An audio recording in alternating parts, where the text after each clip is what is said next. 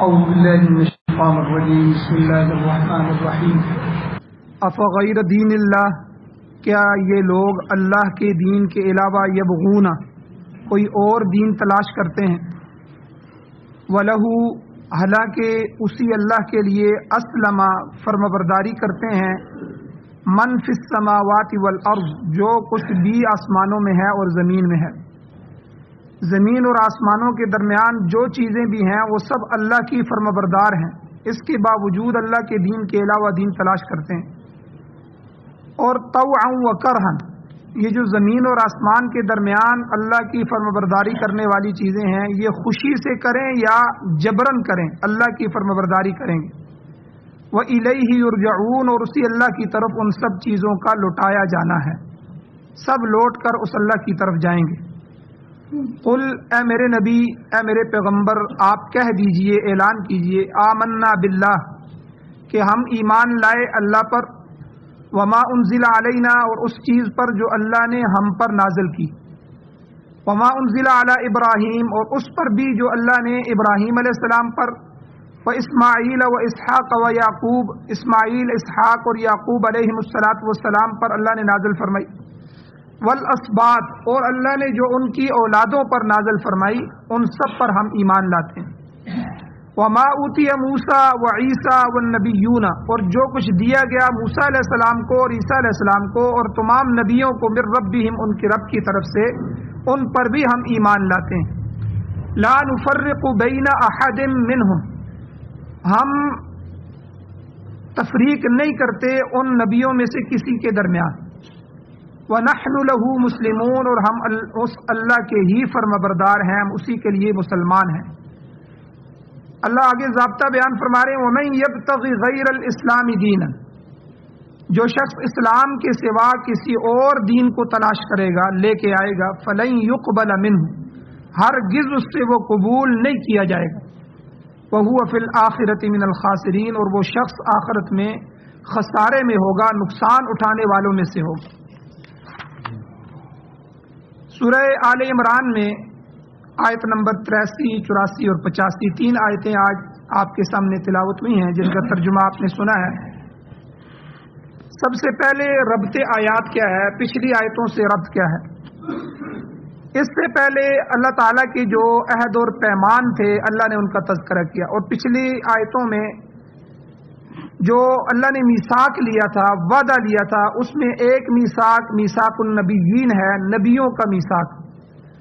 اور میں نے ذکر کیا تھا 3 وعدے اللہ نے قرآن میں ذکر کیے ہیں جو اللہ نے لیے ہیں۔ ایک تو ساری انسانیت سے، جب ہم عالم ارواح میں تھے اللہ نے ہماری روحوں سے خطاب کر کے کہا، الست بربکم، سب بولو، کیا میں تمہارا رب نہیں ہوں، میں تمہارا پروردگار نہیں ہوں، میں تمہارا بنانے والا نہیں ہوں؟ قالوا بلا، سب نے اکٹھے جواب دیا، کیوں نہیں؟ بلا کا مطلب ہوتا ہے کیوں نہیں، یعنی اے اللہ واقعی آپ ہی ہمارے رب ہیں اور آپ تمام جہانوں کے بنانے والے ہیں، آپ ہی رب العالمین ہیں۔ تو دوسرا عہد اللہ تعالیٰ نے نبیوں سے لیا، وہ نبیوں سے عہد کیا لیا؟ ہم سب کی روحوں کو الگ کر کے نبیوں کو اکٹھا کر کے اللہ نے ان سے وعدہ لیا، اے میرے نبیوں، اگر تمہارے ہوتے ہوئے میرا نبی آخر الزمان، میرا محبوب نبی آ جائے تو تم نے لتؤمنن بہ ولتنصرن، یہ 2 کام کرنے ہیں، اپنی شریعت کو چھوڑ دینا ہے، اپنی باتوں کو چھوڑ دینا ہے، اس نبی پر ایمان لانا ہے اور اسی کی مدد کرنی ہے۔ یہ میثاق النبیین تھا جس کی تشریح پچھلے درس میں گزر گئی۔ اور تیسرا میثاق خاص اہل کتاب سے لیا گیا کہ لتبیننہ ولا تکتمونہ، کہ اے اہل کتاب، تمہاری کتابوں میں جو میرے نبی آخر الزمان کی نشانیاں ہیں، جو ان کی صفات ہیں، تم نے لوگوں کو کھول کھول کر بیان کرتے رہنا ہے، ولا تکتمونہ، ان کو لوگوں سے چھپانا نہیں ہے۔ تو ان 3 عہدوں میں سے پیغمبر جو تھے انہوں نے اقرار کیا، قالوا وکرنا، اے اللہ ہم اقرار کرتے ہیں، اور پیغمبروں کا وعدہ سچا وعدہ ہوتا ہے۔ اور اسی لیے جب حضرت عیسیٰ علیہ السلام دوبارہ آسمانوں سے زندہ اتارے جائیں گے، وہ ابھی آسمانوں میں موجود ہیں، قرب قیامت میں جب وہ دجال کے قتل کے لیے آئیں گے تو وہ حضور کی شریعت، حضور کے خادم بن کے آئیں گے، حضور علیہ السلام کے ایک امتی اور نائب کی حیثیت سے آئیں گے، اور حضور کا دین پوری دنیا میں پھیلائیں گے. یہ اسی وعدے کے ساتھ جو اللہ نے پیغمبروں سے وعدہ لیا. باقی رہ گئے اہل کتاب اور ہم میں سے بھی اکثر لوگوں نے اپنے وعدے کو بھول دیا. اسی لیے ہمارے تبلیغی جماعت کے حضرات جو کہتے ہیں کہ بھائی ہم نے اللہ سے وعدہ کیا تھا کہ اللہ دنیا میں جا کر آپ کے حکموں کے مطابق اور رسول اللہ صلی اللہ علیہ وسلم کے طریقوں پر اپنی زندگی گزاریں گے، تو ہم اس وعدے کو بھول گئے. اب اللہ کے حکم کے مقابلے میں ہمارا حکم ہوتا ہے. ہم کہتے ہیں ہماری مرضی چلے گی، ہمارا جسم ہماری مرضی، ہماری خواہش، ہمارا نفس، ہماری جان، ہمارا مال، ہمارا گھر. جب سب کچھ ہمارا ہے تو ہماری مرضی ہے، یعنی اللہ کی مرضی نہیں چلے گی، ہماری مرضی چلے گی. اور حضور کے طریقوں کے مقابلے میں ہم نے غیروں کے طریقوں کو لیا. بچے کا لباس بھائی بدلو، کوئی عالم کہہ دے کہ بھائی پینٹ شرٹ نہ پہنوا، بھائی ہمارا بچہ ہے، ہماری مرضی ہے، ہم اس کے لیے چوائس کریں گے کہ اس کے لیے کون سا لباس ہونا چاہیے. بھائی آپ کے لیے اور ہم کے لیے لباس چنا گیا ہے، پہلے سے وہ چنا جا چکا ہے. وہ حضور کا لباس ہے، وہ صحابہ کا لباس ہے، وہ صلحاء کا لباس ہے. اور اسی طرح معیشت اور معاشرت اور تجارت، ہر چیز میں ہم نے یہود و نصارہ اور عیسائیوں اور ان کی پیروی کی. تو یہ وہ وعدہ ہے جو ہم بھول چکے ہیں آج دنیا میں، اور یہی ہمارا امتحان بھی ہے کہ کون اس وعدے کو جو اللہ سے کیا ہے اس کو پورا کر کے اللہ کے پاس پہنچتا ہے. وہ الیہ یرجعون، آگے اللہ فرما رہے ہیں لوٹنا ان سب نے ہمارے پاس ہی ہے. جو مرضی کر لیں، مانے تب بھی نہ مانے تب بھی، لوٹ کے آنا ہمارے پاس ہی ہے. اور تیسرا وعدہ اہل کتاب کا تھا کہ اہل کتاب کو کہا گیا کہ میرے نبی کے جو اوصاف ہیں جس کے آپ منتظر ہیں، نبی آخر الزمان کے آپ انتظار میں ہیں، تو اس کی صفات اپنی قوم، قبیلے، لوگوں میں بیان کرتے رہنا، ان کو چھپانا نہیں. لیکن عجیب بات ہوئی، اتنے سالوں سے، ہزاروں سالوں سے وہ اس نبی کا انتظار کر رہے تھے، اپنے بچوں کو بھی بتا رہے تھے. جب مدینہ میں حضور تشریف لے آئے تو حضور کے دشمن بن گئے. پھر حضور کی صفات کو یا تو چھپا دیا یا بدل دیا، یا لوگوں کو بتایا ہی نہیں. جو جاہل لوگ تھے ان کو بتایا ہی نہیں، بھئی ایسی کوئی وصف ہماری کتابوں میں ان کے موجود نہیں ہے، کوئی ایسا نبی نہیں آنے والا. جو تھوڑا بہت پہلے جاننے والے تھے ان کو بدل کے بتا دیا کہ ہاں نہیں، ان کی آنکھیں ایسی ہوں گی، حالانکہ ان کی آنکھوں کا تذکرہ حضور کا دوسری طرح موجود تھا. حضور کی چال ڈال سیرت کا تذکرہ دوسری، حضور کے صحابہ کا تذکرہ موجود تھا، بدل کے بتا دیا تاکہ یہ لوگ اگر وہاں جا کے ان کی مجلس میں دیکھیں تو معاملے کو الٹا پائیں اور ان پر ایمان نہ لائیں. لوگوں خود بھی ایمان نہیں لائے، لوگوں کے ایمان کو بھی روکا. تو یہ وہ وعدہ خلافی ہے جو اہل کتاب نے اللہ کے وعدے کو توڑ کر کی. تو بہرحال پچھلے درس میں یہ جو عہد ہے اس کا اللہ نے تذکرہ کیا، جو عام لوگوں سے اللہ نے عہد لیا، انبیاء سے لیا، اہل کتاب سے لیا. پھر اس عہد کو توڑنے والوں کی سزا کا بیان بھی آ چکا ہے، اللہ نے ایسے لوگوں کو ڈانٹ پلائی ہے. اس کے بعد دین اسلام کی اب صداقت اور حقانیت کو اللہ ان آیات میں بیان فرما رہے. اللہ تعالیٰ نے واضح طور پر بیان فرمایا کہ اگر یہ لوگ اس دین کی اطاعت اور فرمانبرداری کو قبول نہیں کرتے جس کا ان سے وعدہ لیا گیا تھا، تو پھر بتاؤ اس کے علاوہ کس اور دین کے متلاشی ہیں؟ کون سا دین اور ایسا ہے جو اس کے مقابلے میں ہے جس کو وہ چاہتے ہیں؟ اللہ تعالیٰ نے عہد و پیمان تو دین توحید کے متعلق لیا تھا. تمام انبیاء علیہ السلام اسی دین کی تعلیم دیتے رہے، توحید کی طرف بلاتے رہے، آخرت کی فکر دلاتے رہے، اللہ تعالیٰ کے سامنے کھڑے ہونے کی فکر دلاتے رہے، حساب و کتاب کے معاملات کو بتاتے رہے اور اسی کی تعلیم دیتے رہے. لہذا وہ کبھی اس بات کی تعلیم نہیں دیتے تھے کہ اللہ کے علاوہ مخلوق میں سے بھی کسی کو رب بنا لو، اس کی بھی عبادت کرو، یا کسی کو حلال اور حرام کا مختار سمجھ لو کہ اس کو اختیار حاصل ہے کہ یہ کسی چیز کو حلال یا حرام کر سکتا ہے. پیروں اور مولویوں کے پیچھے لگ کے کسی کو حلال اور حرام. بعض لوگ ایسے ہیں جو دین سے بیزار ہیں، پڑھے لکھے نہیں ہیں، لیکن لوگوں نے ان کو بنایا ہوا ہے. جتنی گدیاں ہیں، پیر نصیر الدین مرحوم فرمایا کرتے تھے کہ پیر کے لیے عالم ہونا بھی ضروری ہے، اس کو پتہ ہو اللہ کیا کہہ رہے ہیں. اب پیر ایسے آگے ہیں جن کو قرآن پڑھنا ہی نہیں آتا، قرآن ناظرہ بھی نہیں پڑھ سکتے، تلفظ ہی نہیں صحیح ہے، اور لوگوں نے ان کو پیر بنا دیا. پیر کا مطلب کیا ہوتا ہے؟ حضور پیر تھے، صحابہ مرید تھے. یاد رکھیں، سب سے پہلا پیر حضور علیہ الصلوۃ والسلام، اور ان کے مرید مرید کہتے ہیں مراد کو حاصل کرنے والا، جو اس کی مراد ہے، یعنی ہماری نجات ہو جائے۔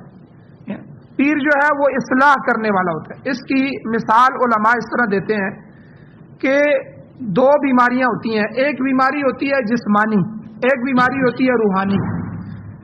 جسم کو جب بیماری لگتی ہے تو وہ بیماریاں کچھ نارمل ہوتی ہیں، کچھ پیچیدہ ہوتی ہیں، جیسے بخار ہو گیا، تھوڑا سا بلڈ پریشر ہائی لو ہو گیا، یہ نارمل بیماریوں میں آتا ہے۔ لیکن کینسر ہے یا اس طرح کی جو بیماریاں ہیں یہ ہائی قسم کی بیماریوں میں آتی ہیں۔ تو ان کے علاج کے لیے ہم متوجہ ہوتے ہیں ڈاکٹروں کی طرف۔ ڈاکٹر ہوتا ہے جسمانی علاج کرنے والا، وہ جسم کی چیز کو دیکھتا ہے، جسم کی ساخت کو دیکھتا ہے، اس کے بارے میں اس نے پڑھا ہوتا ہے، اس کا مطالعہ ہوتا ہے، اور استادوں کی زندگی سے وہ گزر کے آگے آیا ہوتا ہے۔ اب وہ اس کا علاج کرتا ہے، دل کا ڈاکٹر ہے، یہ فلاں کا ڈاکٹر ہے یا فلاں کا ڈاکٹر ہے، وہ ان چیزوں کا اس کے پاس ہم جاتے ہیں، فیسیں بھی دیتے ہیں، سب کچھ کرتے ہیں، اور وہ آپریشن کے پیسے بھی دیتے ہیں، پھر وہ سب کچھ ہمارے جسم کی اصلاح کرتے ہیں۔ اسی طرح کچھ بیماریاں روحانی ہوتی ہیں۔ آدمی کو جھوٹ کی عادت پڑ جائے، بات بات پہ قسمیں اٹھائے، یہ غلط بات ہے، قسم اٹھانا عادت پڑ گئی ہے۔ غیبت کی عادت پڑ گئی ہے، جہاں بیٹھتا ہے غیبت کرنا شروع کر دیتا ہے، یہ بھی بیماری ہے، یہ روح کی بیماری ہے، روحانی بیماریاں۔ اور ان میں سے کئی بیماریاں ہلکی ہیں، کئی بیماریاں بڑی سخت ہیں۔ سود ہے، بڑی سخت بیماری ہے۔ رشوت کی عادت ہے، ساری زندگی رشوت پہ گزر رہی ہے۔ اور اسی طرح کم چوری کی عادت ہے، اپنے کام میں چوری کر رہا ہے۔ اور اسی طرح جو ہے اور دوسرے معاملات ہیں جو سخت، کبیرہ گناہ، صغیرہ گناہ، ٹھیک ہے، یہ سمجھ لیں، چھوٹی بیماری، بڑی بیماری۔ اس طرح صغیرہ گناہ چھوٹے گناہ ہیں، بد نظری ہو گئی، اللہ معاف کر دیتے ہیں، کوئی وضو سے دھل جاتے ہیں، کوئی نماز پڑھنے سے دھل جاتے ہیں، یہ جو اعمال کرنے سے گناہ معاف ہوتے ہیں، اللہ سارے گناہ معاف کر دیتے ہیں، جو حدیث میں آتا ہے، یہ صغیرہ گناہ ہوتے ہیں۔ یہ چھوٹے چھوٹے جو گناہ ہوتے ہیں، اللہ کبھی کسی کے ساتھ سلام کرنے سے، ہنس کر پیش آنے سے، کبھی کوئی صدقہ کرنے سے، کبھی جو ہے وہ حج عمرہ کرنے سے، اور اس طرح کے اعمال سے اللہ یہ سارے گناہ دھو دیتے ہیں۔ لیکن کبیرہ گناہ جو ہوتے ہیں وہ بڑے سخت گناہ ہوتے ہیں، ان کے لیے معافی ضروری ہوتی ہے، اللہ کے سامنے معافی مانگے اور ان کی تلافی کرے۔ اگر کسی کا حق ضائع کیا ہے، حق غصب کیا ہے، تو اس کا حق واپس کرے، پھر اللہ سے معافی مانگے۔ یعنی کہ اللہ سے معافی مانگے گا۔ حقوق العباد جو ہیں، بندوں کے حقوق، وہ حق ادا کرنے کے بعد اللہ سے معافی مانگے گا کہ اللہ یہ مجھے نہیں کرنا چاہیے تھا، مجھ سے غلطی ہوئی ہے، آپ مجھے معاف کریں، دیکھیں میں نے اس کے وہ سارے پیسے واپس کر دیے، وہ زمین جو دبائی تھی واپس کر دی۔ تو یعنی حقوق العباد کا معاملہ بڑا سخت ہے۔ تو بہرحال یہ جو پیر ہوتا ہے یہ ان کی اصلاح کرنے والے ہوتے ہیں، اپنے مریدین کے ہر چیز میں اصلاح کریں۔ اب میں یعنی پیر جو ہوتا ہے مرید کی ہر چیز کی اصلاح کرتا ہے۔ مرید اپنی ہر چیز پیر سے جا کر ڈسکس کرتا ہے، اس کو بتاتا ہے۔ اب دیکھیں، ہم اپنی بیماری کو ہر ایک سے چھپاتے ہیں، پیچیدہ بیماریاں ہوتی ہیں، لیکن ڈاکٹر سے نہیں چھپاتے، اس کو ایک ایک چیز بتاتے ہیں، چاہے وہ ہمارے سطر کی بیماریاں ہوں، چاہے وہ ہماری کسی چیز کی بیماریاں ہوں، ہماری گھر والی کی بیماریاں ہوں، ٹھیک ہے، ہم سب کچھ جا کے بتاتے ہیں۔ وجہ کیا؟ ہمیں یہ یقین ہوتا ہے کہ یہ سب کچھ بتائیں گے تو اس بات پہ غور کر کے پورا علاج کریں۔ تو صحابہ کی بھی یہی عادت تھی، کوئی مسئلہ ہوتا، دل میں کوئی بات پیدا ہوئی یا کسی قسم کی بیماری کا خیال بھی آیا تو حضور کو بتاتے۔ ایک دو واقعے بتاتا ہوں اس سے سمجھ۔ ایک دفعہ حضور بیٹھے تھے، صحابہ کی مجلس لگی تھی، ایک صحابی آ گئے، یا رسول اللہ مجھے اجازت دیجئے، میرا دل کرتا ہے میں زنا کروں۔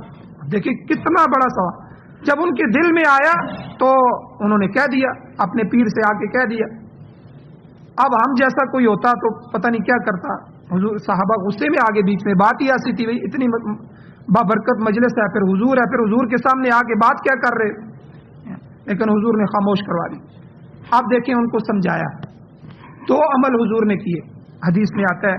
ایک تو حضور نے ان کو مخاطب کر کے کہا، اے میرے صحابی، کہ جس سے آپ زنا کریں گے تو وہ سب سے پہلے سوال کیا حضور نے پوچھا بتاؤ آپ کی والدہ سے اگر کوئی زنا کرے، حضور میں تو اجازت نہیں دوں گا، یہ تو گوارا بھی نہیں ہے، آپ کی بیوی سے، آپ کی بہن سے، آپ کی بیٹی سے، تو یعنی اس کی نفرت اس کے دل میں بٹھائی۔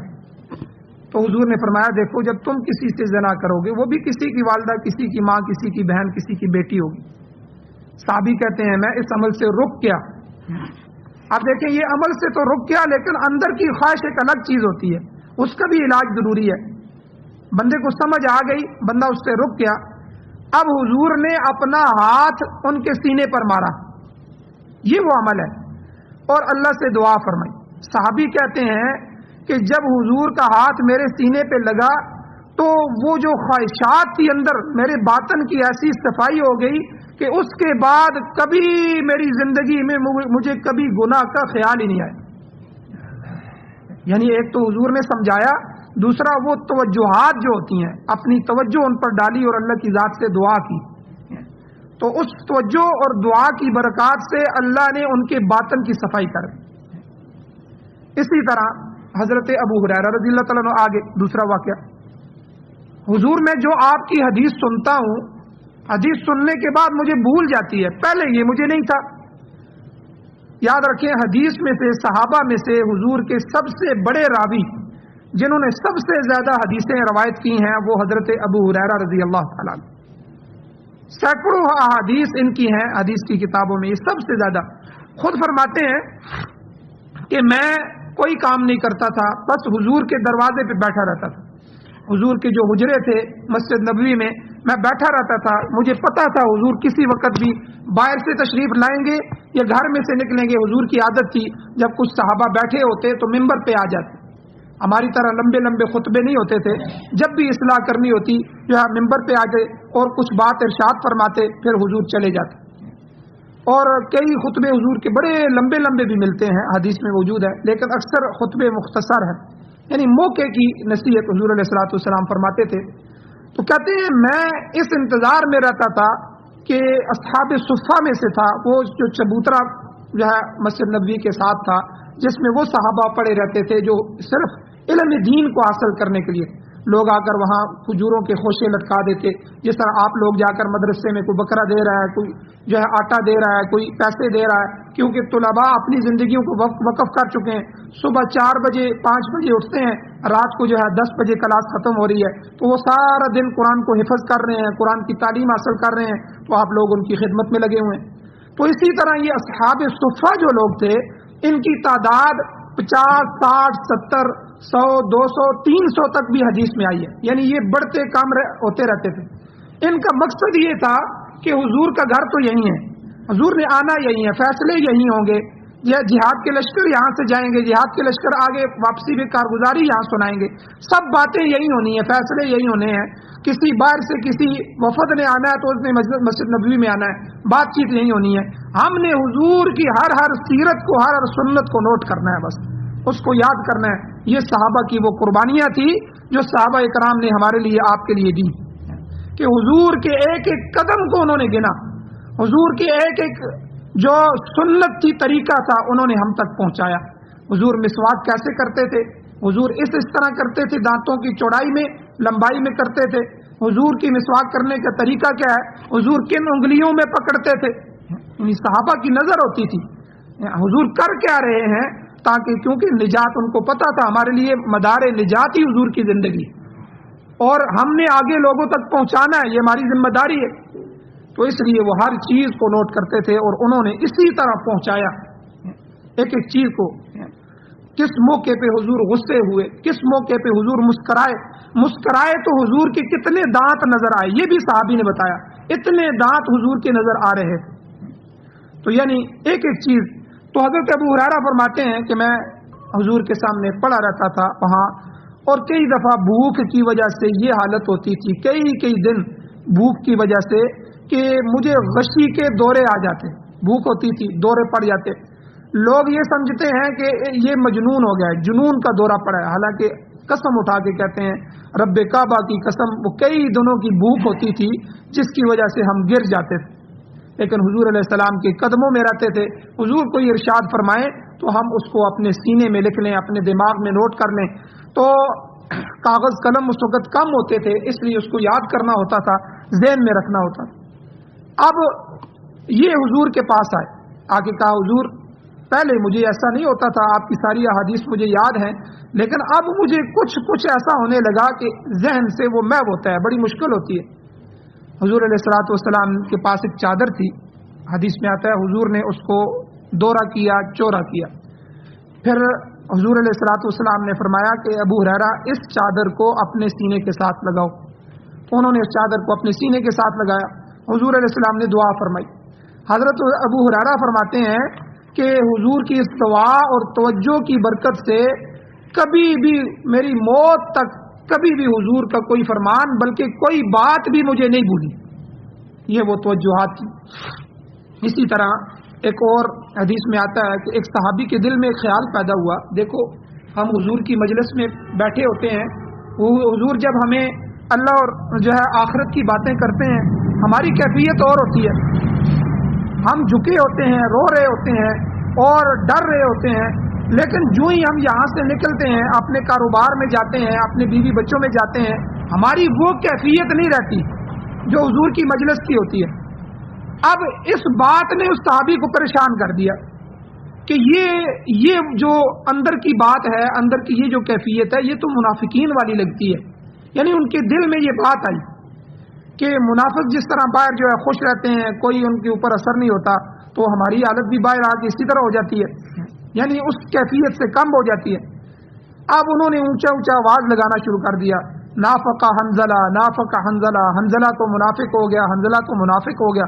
हालांकि मुनाफिक कहना हुजूर की मजलिस में ये बहुत बुरी बात थी और बहुत बड़ी बात थी कि मुनाफिक तो खुद डर डर के रहते थे हमारा निफाक छुपा रहे, और ये मदीना की गलियों में आवाज लगा रहे। आगे से हजरत अबू बकर सिद्दीक रज़ी अल्लाह तआला अन्हु मिल गए। हंजला क्या कह रहे हो, तुम्हें पता है क्या बात कह रहे हो, तो मुनाफिकत का धब्बा अपने ऊपर लगा रहे हो। फिर उन्होंने सारी बात बताई कि असल में बात यह है कि हम हुजूर की मजलिस में होते हैं तो रोते धोते हैं, दिल नरम होता है, और जब वहाँ से निकलते हैं, घर की मजलिस में आ जाते हैं, बीवी बच्चों में हंसते खेलते हैं, अपने कारोबार में लग जाते हैं, तो दिल सख्त हो जाता है, वो कैफियत नहीं रहती। ईमान तो बाकी रहता है, वो कैफियत नहीं रहती।